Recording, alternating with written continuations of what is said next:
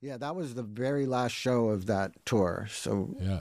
yeah, And I think part of it also has to do with Chad, because if you think of what drummers in funk bands sound like if you think about James Brown's drummers, right. they're super groovy, but they play almost like jazz, like very subdued, groovy, but not loud. Yeah, And Chad's rocking like yeah, crazy, which is not your typical funk drumming. right.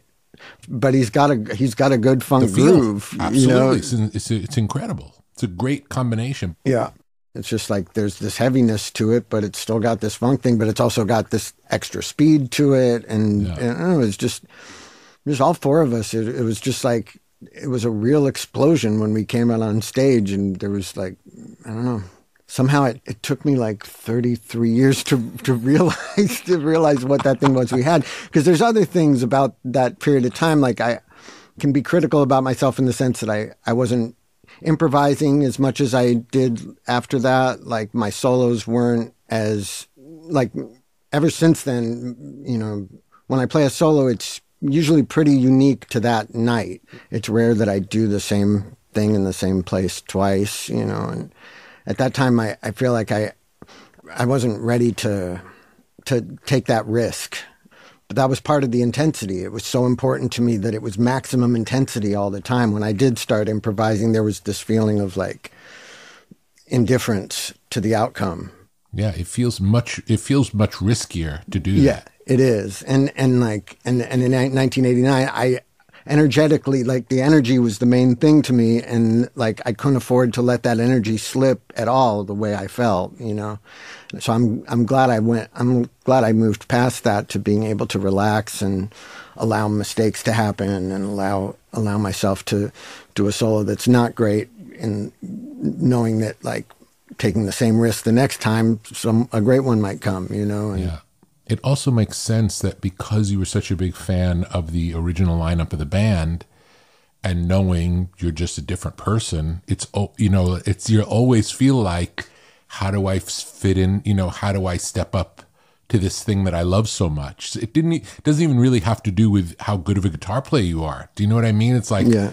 those guys do this thing that I love, and now I get to do it, but it's weird. You know, it's just weird. It's a weird thing. No, it's really strange. And Anthony and Flea, all my memories of seeing them prior to my being in the band, including what I had videotapes I managed to get a hold of early live shows of theirs and stuff that I used to watch when I was, 15, 16, 17.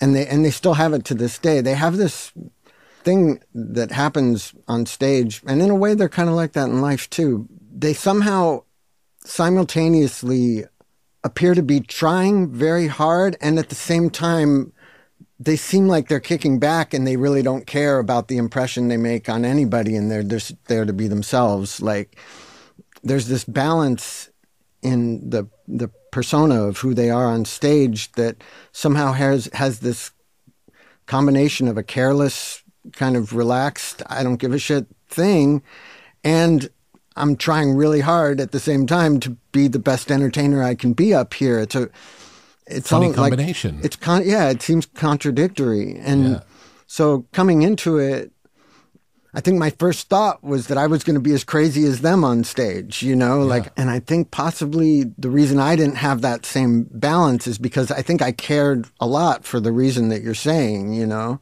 Yeah. I couldn't have that relaxed indifference. That's this very cool sense that I used to get from them on stage. For me, if I was going to go up there and go crazy, that's all it was a guy going crazy. There was no cool kickback aspect to it, you know. It just wasn't me trying to be wild and crazy. Like, it's not my personality, and it wasn't the best way for me to serve the overall chemistry of the group, you know. So having a relaxed mental attitude to the performance part, to the playing part, to everything was what turned out to be best for everybody, I think. Mm-hmm. But like I say, there was something about the fact that I was just so all out in that first couple of years that, never got that back again, you know what I mean? Like, no, but it's cool. And it's cool that that's a period of time, and that's like, you wouldn't change your diary entries either, you know? It's like, that's a moment in time, and that was then. And now you get to do this.